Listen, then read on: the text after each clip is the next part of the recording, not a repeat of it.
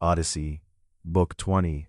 The night before, the omens of the last day, the ox-hoof Theoclymenus sees the dark. But noble Odysseus made his bed in the forehall. He spread an undressed ox-hide down, and over it many fleeces of the sheep the Achaeans kept slaughtering, and Eurynomé threw a mantle over him where he lay.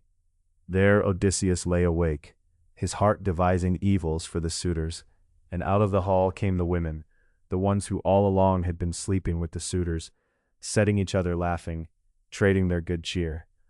And the heart was roused in his breast, and he weighed it long in his mind and in his heart, whether to spring after them and deal out death to each, or let them mix with the overweening suitors one final and last time. And the heart inside him snarled, as a bitch standing over her soft-boned pups, facing a man she does not know, snarls and is wild to fight. So his heart snarled within him, in outrage at their evil doings. But he struck his chest and called his heart to order. Bear up, my heart.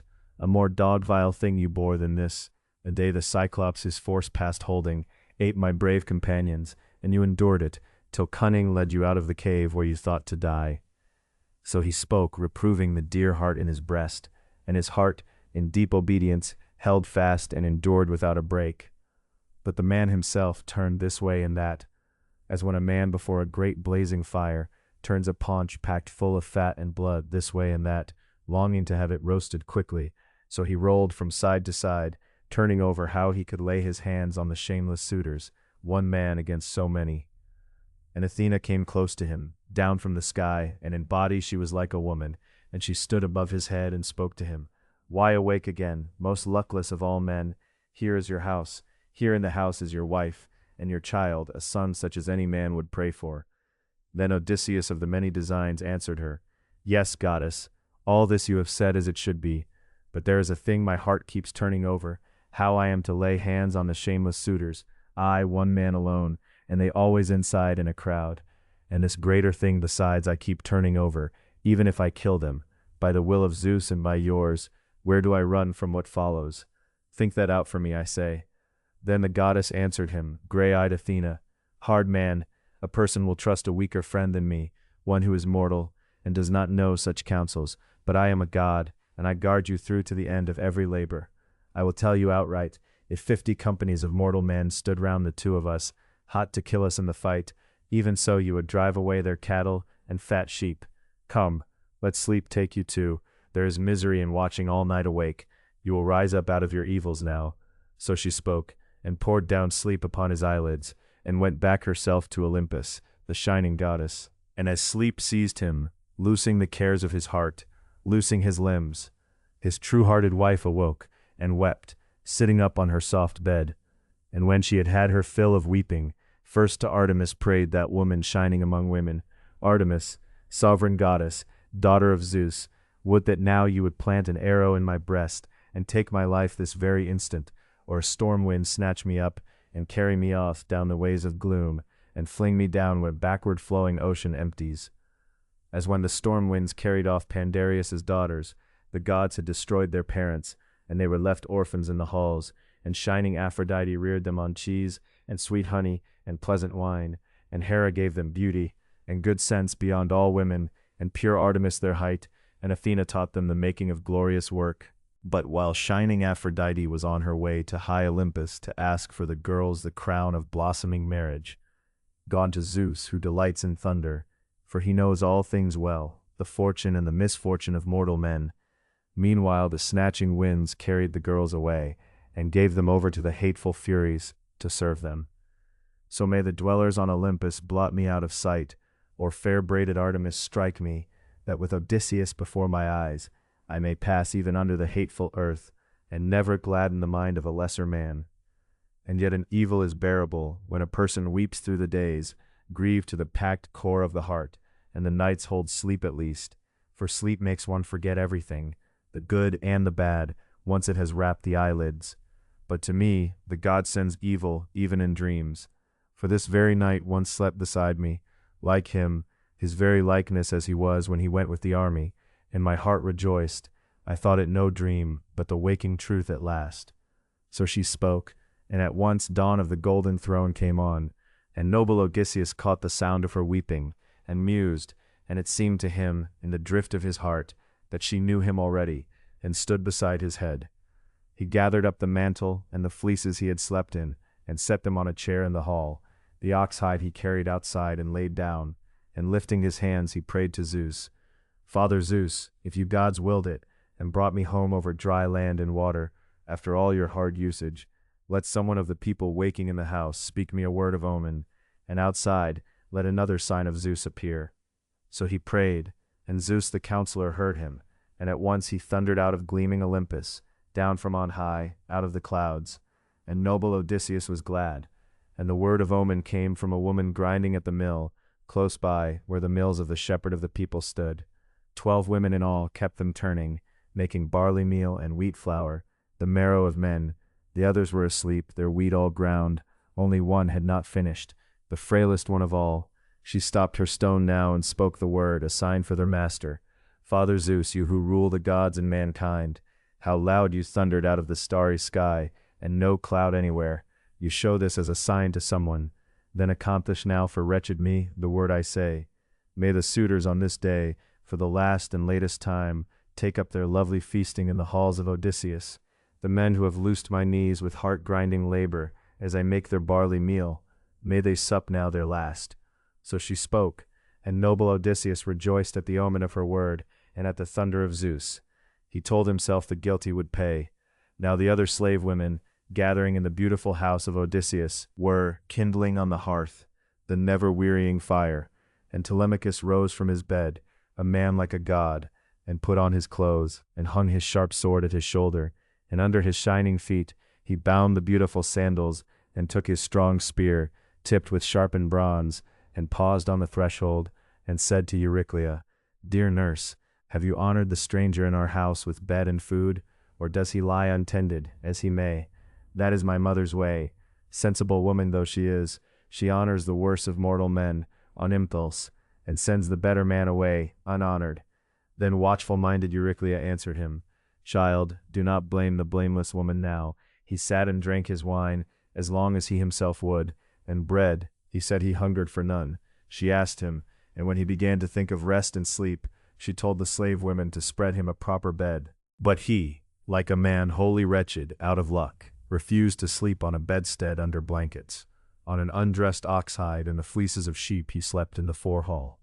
We laid a mantle over him ourselves. So she spoke, and Telemachus went out through the hall, spear in hand. 2 swift dogs followed with him, and he went to the assembly place, to the strong grieved Achaeans. And she called out to the slave women, that woman shining among women, Euryclea, daughter of Ops, Peisanor's son, come, to work. Some of you sweep the house, and briskly, and sprinkle it, and lay the crimson coverings on the well-made chairs. Others take sponges, and wipe down all the tables, and rinse the mixing bowls, and the wrought double-handled cups. And the rest of you away for water at the spring. Go quick, and quick back with it. The suitors will not be long out of the hall this morning. They will come very early. It is festival for everyone today. So she spoke, and they listened well and obeyed. 20 went off to the spring of dark water, and the others worked away skillfully about the house. Then the Achaean serving men came in, and split firewood, well and skillfully, and the women came back from the spring. And after them came the swineherd, driving 3 fatted hogs, the best of all he had. He left them to feed at large in the fine yard fences, and himself spoke to Odysseus, and his words were kind. Stranger, do the Achaeans look on you any better now, or do they still dishonor you through the hall, as before?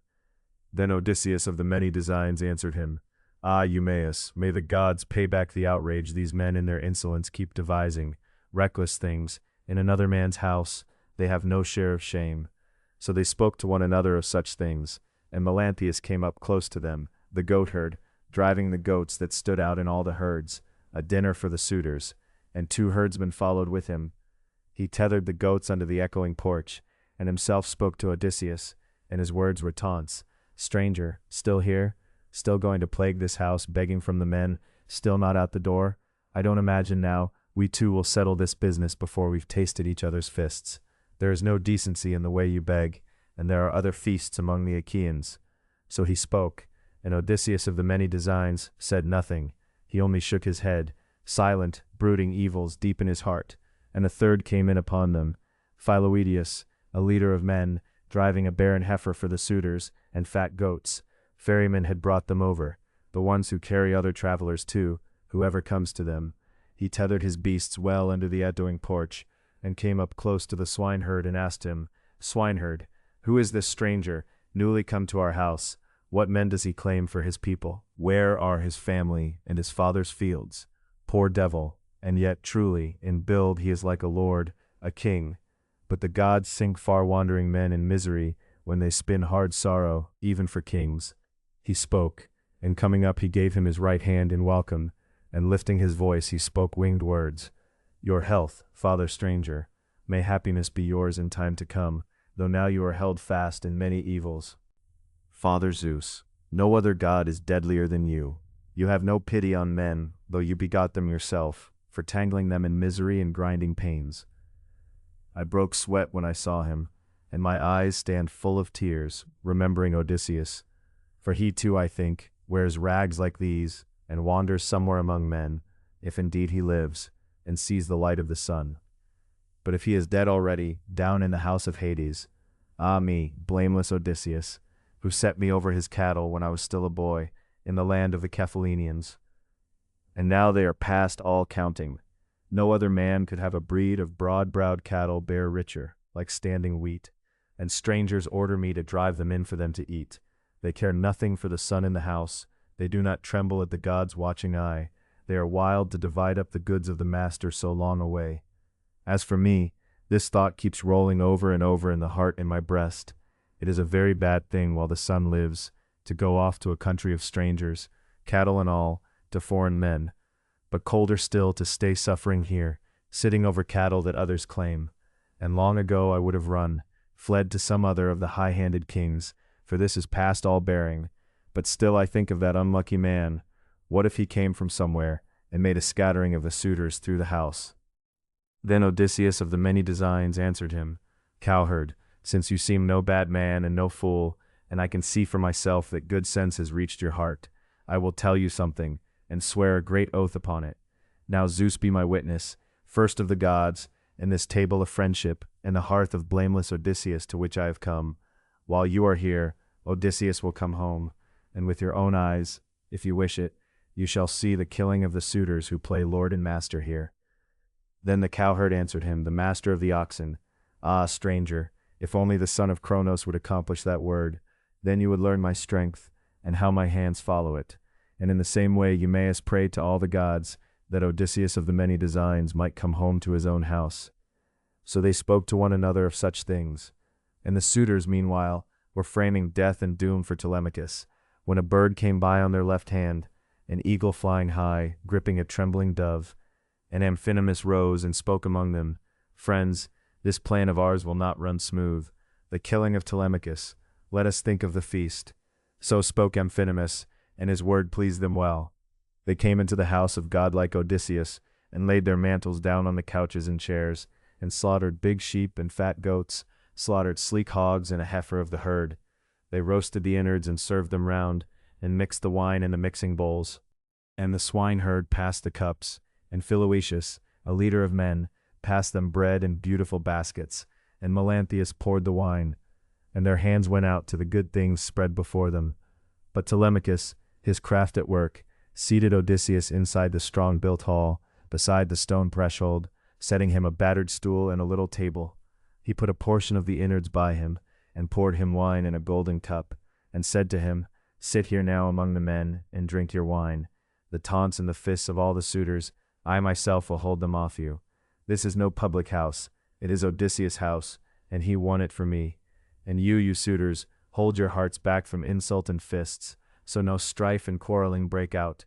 So he spoke, and they all bit their lips and stared in wonder at Telemachus, that he spoke so boldly. And Antinous spoke among them, Eupeithes' son. Hard as it is, Achaeans, let us take the word of Telemachus, though how he threatens as he talks. Zeus the son of Cronos would not have it. Otherwise, we would have silenced him in the halls long since, so clear a speaker. So spoke Antinous, but he took no heed of his words. Now the heralds were leading through the town the holy hecatomb of the gods, and the long-haired Achaeans gathered under the shady grove of Apollo who shoots from afar. And when they had roasted the outer flesh and drawn it off, they divided the portions and feasted the glorious feast, and the serving men set beside Odysseus a share equal to the ones they drew themselves. For so ordered Telemachus, dear son of godlike Odysseus.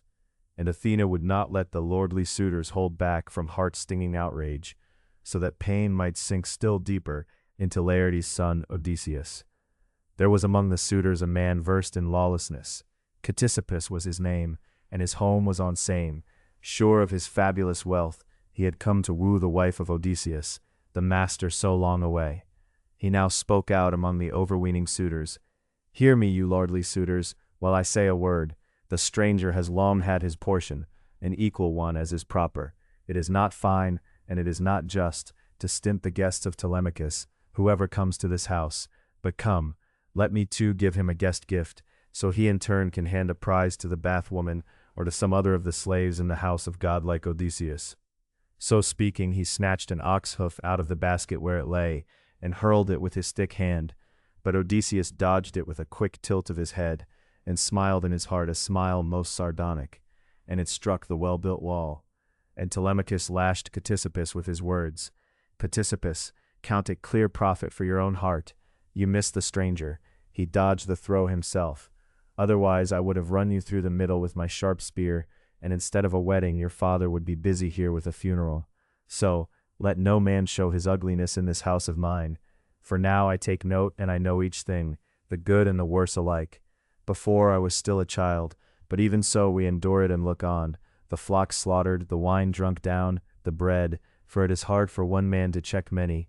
Come then, do me no more evil in your malice, but if you are set on killing me myself with the bronze, even that I would choose. It would be far better to die than look on forever at these disgraceful doings, guests roughly handled, and men hauling the slave women shamefully through the beautiful house.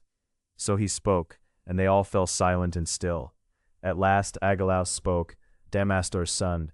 Friends, no man should take offense at a just word spoken, and answer it with wrangling and hard speech. Do not knock the stranger about, nor any other of the slaves in the house of godlike Odysseus. But to Telemachus and to his mother I would say a gentle word, if it might find favor with the hearts of both. As long as the hearts in your breasts kept hope that Odysseus of the many designs would come home to his own house, no one could resent your waiting or your holding off the suitors in the halls. That was the better way, if Odysseus had returned, come back at last to his house. But now it is plain that he is past returning. Go then, sit by your mother, and lay it out for her. Marry the best man, the one who offers most, so you may keep and enjoy all that was your father's, eating and drinking, and she may keep another's house. Then clear-headed Telemachus answered him, No, by Zeus, Agelaus, and by the sufferings of my father, who far from Ithaca has perished or still wanders, I do not delay my mother's marriage. I urge her to wed the man she chooses, and I offer gifts past counting. But I am ashamed to drive her from the hall against her will with a word of compulsion. May God never bring that to pass. So spoke Telemachus, and in the suitors' palace Athena set off unquenchable laughter, and knocked their wits askew. And now they were laughing with jaws no longer their own. The meat they ate was dabbled in blood, and their eyes brimmed full of tears, and the heart in them wanted to wail. And godlike Theoclymenus spoke out among them, Wretched men, what evil is this you suffer? Night, your heads are shrouded in night, and your faces, and your knees beneath. Wailing has caught like fire. Cheeks are streaming tears, the walls are spattered with blood, and the fine crossbeams, and the porch is full of ghosts, the courtyard full of them. Ghosts hurrying down to Erebus, under the gloom. The sun has perished out of the sky, and an evil mist runs over everything. So he spoke, and they all laughed at him sweetly. And Eurymachus, Polybus' son, began to speak among them. The stranger is raving, this new one fresh from abroad. Quick, young men, see him out of the house, and on his way to the assembly place, since he finds it night in here. Then godlike Theoclymenus said to him, Eurymachus, I ask no escort of you for my going. I have eyes and ears in both my feet, and a mind in my breast in no way meanly made. With these I am going out that door, for I see evil coming on you, evil no man will escape or dodge, no man of you suitors, you who in the house of godlike Odysseus batter men with outrage, and devise your reckless deeds." So speaking, he went out of the well-settled house and came to Piraeus, who received him gladly. And the suitors, all eyeing one another, went to work needling Telemachus, laughing at his guests. And a man of the arrogant young men would say, "Telemachus, no man is unluckier in his guests than you. Look at this one you keep, this pawed-over vagrant who wants his bread and wine, who has no skill for work and no strength either, a dead weight on the good earth." And then the other one, he stood up to play the prophet. "If you would listen to me, the profit is all yours. Let us pitch your guests into a many-bench ship and send them to the Sicilians. There they would fetch you a worthy price." So the suitors talked, but he took no heed of their words.